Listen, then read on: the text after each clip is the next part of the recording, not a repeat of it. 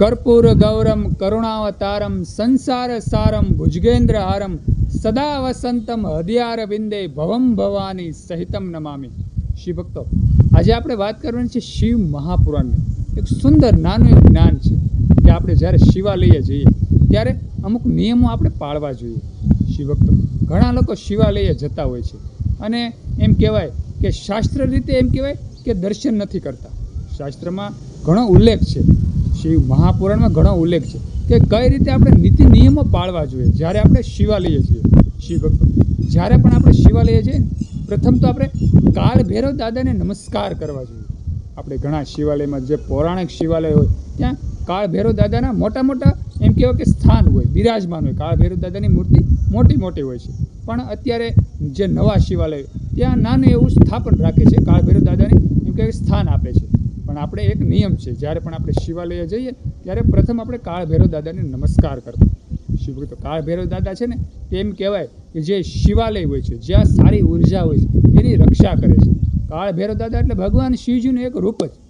અને ત્યાર પછી આપણે જ્યારે શિવાલયમાં પ્રવેશ કરીએ, જ્યારે જે શિવાલયનો ભૂગર્ભ હોય એમ કે કેરિડોર હોય ત્યાં પ્રવેશ કરીએ ને ત્યારે પ્રથમ શિવ મહાપુરાણમાં કહેલું છે કે પ્રથમ નંદી મહારાજને નમસ્કાર કરવો। શિવ ભક્તો, ઘણા લોકો એમ કરતા હોય છે, પ્રથમ કાચબાને નમસ્કાર કરે, પછી નંદી મહારાજને નમસ્કાર કરે, પછી ગણપતિ દાદાને, હનુમાનજી મહારાજ, ભોળાનાથને, મા ઉમાને, જે ભગવાન શિવજીની શિવલિંગ છે તેની પાછળ મા ઉમા બિરાજમાન, તેને નમસ્કાર કરે છે। એટલે પહેલાં ક્યારે એમ કહેવાય છે કે કાચબાને નમસ્કાર ન કરવા, પહેલાં નંદી મહારાજને નમસ્કાર કરવા, આવું ચોખ્ખું શિવ મહાપુરાણમાં લખેલું છે।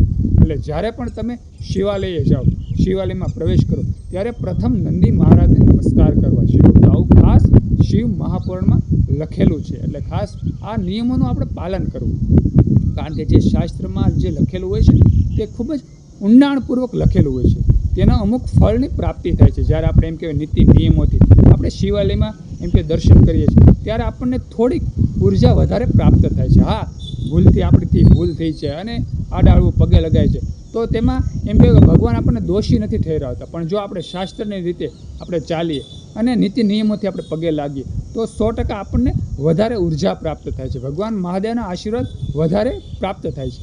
અને શિવ ભક્તો, ખાસ કરી અને જ્યારે શિવાલયે જાઓ ત્યારે એક ખાસ ધ્યાન રાખવું કે પ્રદક્ષિણા કરતી વખતે પ્રથમ આપણે જે શિવાલય હોય તેને ડાબી બાજુથી પ્રવેશ કરવાનો છે, અને ત્યાર પછી આપણે જે ગૌમુખ હોય ત્યાંથી નમસ્કાર કરીને પાછું વળી જવાનું છે। ઘણા લોકો એવા હોય છે કે આખી પ્રદક્ષિણા કરી લે છે, આખી પ્રદક્ષિણા નથી કરવાની। ગમે ત્યારે આપણે શિવાલયે પ્રદક્ષિણા કરતા હોય ત્યારે ગૌમુખથી પાછું વળી જવાનું।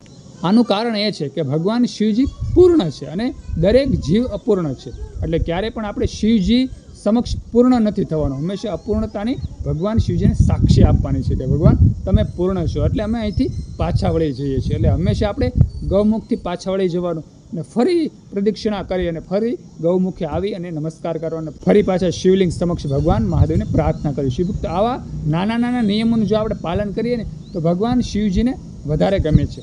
અને શિવ ભક્તો, ઘણા લોકો તેવી પણ ભૂલ કરતા હોય છે કે શિવાલયમાં જ્યાં શિવલિંગ હોય છે ત્યાં ભગવાન શિવજીનું જે ગૌમુખનું જે જળાધારીમાંથી જળ જતું હોય છે તેને એમ કહેવાય કે તેને ઠેકી ઠેકી અને વસ્તુ લેતા હોય છે। ક્યારેય પણ તેવું પણ ન કરવું જોઈએ। જ્યાં જળાધારી હોય તેની ઉપરથી આપણે ડોલ લેતા હોઈએ છીએ, તે ડોલ ન લેવી જોઈએ। પુષ્પ હોય, બીલીપત્ર હોય, ઘણા આપલે કરતા હોય છે, તેવું કદી ન થવું જોઈએ, કારણ કે જ્યારે તમે જે જળાધારી હોય, જે શિવલિંગમાંથી જે જળ જતું હોય તેના ઉપરથી તમે જ્યારે એમ કહેવાય કે વસ્તુ લો છો તે એક કહેવાય કે જે લક્ષ્મણ રેખા તમે ઓળંગો છો, એટલે ક્યારેય આ જે રેખા છે તેને આપણે ઓળંગવી ન જોઈએ। હંમેશા થોડુંક નીતિ નિયમોનું પાલન કરવું તો ભગવાન મહાદેવ વધારે રાજીપો આપણી ઉપર વ્યક્ત કરશે અને ભગવાન મહાદેવનો આશીર્વાદ આપણને વધારે પ્રાપ્ત થશે। તો શિવ ભક્તો, આજના વિડીયોનું ટાઇટલ જે હતું કે ભગવાન શિવજીના શિવાલયમાં દર્શન કરવાના નિયમો, અને ખાસ કરીને આજે નંદી મહારાજને નમસ્કાર કરવાના છે, જે પ્રથમ નમસ્કાર કરવાના તેનું ખાસ ધ્યાન રાખો, કારણ કે આનો ઉલ્લેખ શિવ મહાપુરાણમાં પણ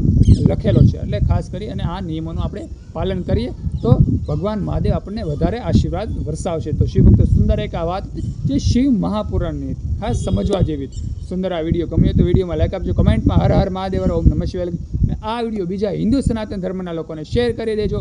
બધા શિવ ભક્તોને, હિન્દુ સનાતન ધર્મના લોકોને મારા હર હર મહાદેવ અને ઓમ નમઃ શિવાય।